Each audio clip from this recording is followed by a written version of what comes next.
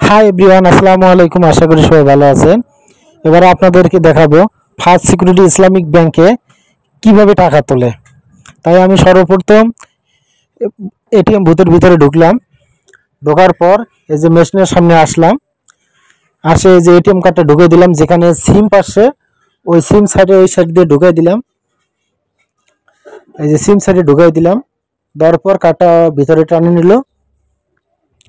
এখন এই যে এখানে দেখেন ইন্টার, এই যে দেখেন এখানে ইন্টার পিন নাম্বার চাইছে, এখানে আমি পিন নাম্বারটা দিয়ে দিতেছি।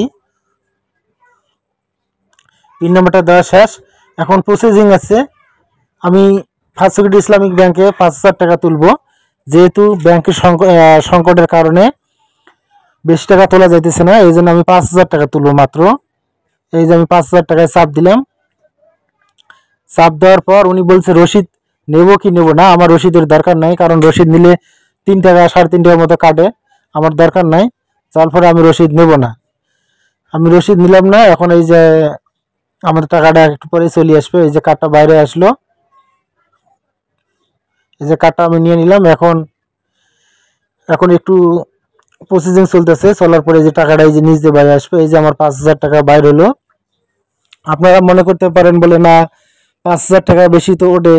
এখনো ফার্স্ট সিকিউরিটি ইসলামিক ব্যাংকে 5,000 টাকার উপরে এটিএম মেশিনে এখনো দেয় নাই, এখনো ফার্স্ট সিকিউরিটি ইসলামিক ব্যাংক চাঙ্গা হয় নাই। এই জন্য আমি আপনাদেরকে আবারও আমি কার্ড ঢুকে আমি দেখাবো।